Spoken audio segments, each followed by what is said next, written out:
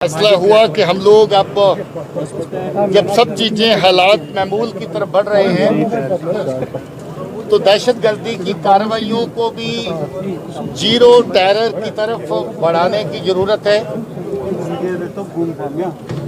इसके तहत उन एरियाज़ की उन थानों की निशानदेही की गई जिन थानों के अंदर टेरर क्राइम के वाक़ात पिछले 1-2 साल के अंदर ज़्यादा थे। 43 थानों की निशानदेही हुई और उन थानों की निशानदेही के बाद स्पेशल कदम उठाने की, उन थानों को खासतौर पे मजबूत करने की एक प्लान बनी। उस प्लान के तहत एक नया काम शुरू किया गया, उसको OCAPS कहते हैं, operation capacity building of the police station.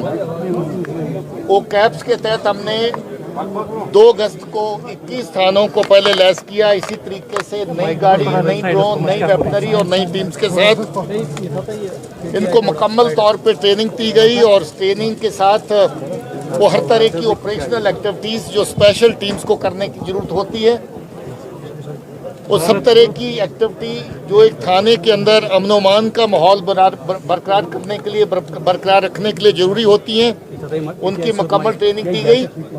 और टेरर क्राइम को डील करने के लिए जितनी भी कार्रवाइयाँ, चाहे उसमें फायर फाइट की कार्रवाई हो, वेपन एंड टैक्टिक्स का मसला हो, अम्बुश एंड काउंटर अम्बुश का मसला हो, नई वेपनरी को हैंडल करने का मसला हो, इन सब चीज़ों के लिए ट्रेनिंग दी गई। पहला दस्ता लगभग 300 लोग अगस्त के महीने में लॉन्च हुए, 21 टीमें लॉन्च हुई। आज का दस्ता 307 लोग, 22 पीस एंड स्टेबिलिटी टीम्स आज लॉन्च हुई। हर टीम की तादाद 14 है और हर टीम पूरी तरीके से लेटेस्ट वेपनरी एंड गैजेट्री के साथ लैस है। ये लोग थाने की ताकत को बढ़ाएंगे। ये लोग जहां पर थाने के बाकी काम भी होते हैं उसके साथ साथ डेडिकेटेड काम देने के लिए काम करेंगे। ये लोग 24 घंटे डेडिकेटेड रहेंगे। ये इलाके के अंदर किसी भी तरह का टेरर क्राइम अगर सुकून की बात है, तसल्ली की बात है। जिस दौर से शुरू किया था तब दिन रात कतरोगारत काफ़ी हद तक देखने को मिल रही थी और आज लगभग अमन-ओ-मान का माहौल पूरी तरह ग्राउंड के ऊपर दिखने लगा है। जैसे मैं कहता हूँ कि दुश्मन की साजिशें, चालें, जालबाजियाँ, कोशिशें अभी भी जारी रहेंगी।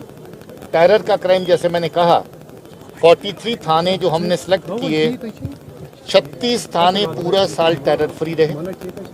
7 थाने जिनमें टेरर क्राइम हुआ, सिर्फ 7 इंसिडेंट 2 महीने के अंदर हुआ। उसके अलावा 8 महीने पिछले पूरी तरह जो है वो अमन-ओ-मान का माहौल उन्हीं और बंद के ऊपर फिर लोगों का सब तरह की ज़िंदगी का ठप हो जाना, वो सिलसिला बंद हो गया। लॉ एंड ऑर्डर की इंसिडेंट, पत्थरबाजी के इंसिडेंट कोई नहीं है। रिक्रूटमेंट का सिलसिला लगभग अब समझो ख़त्म होने पर आ गया है।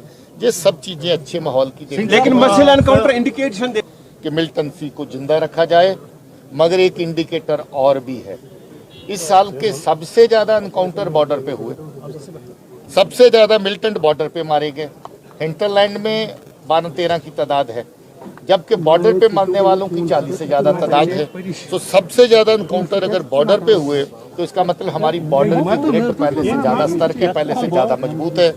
ये एक बहुत बड़ा पॉजिटिव इंडिकेटर भी है कि हमारे बॉर्डर पहले से ज़्यादा मजबूत हुए हैं। इनकी कोशिशों को नाकाम करें। सुरक्षा की दृष्टि से जिन भी चीज़ों की ज़रूरत है उसमें हर तरह का इंतजाम हमें लोकल और गवर्नमेंट ऑफ इंडिया की सतह पे जो सपोर्ट है उसके जरिए से हम लोग करने में सक्षम हुए हैं, काबिल रहे हैं।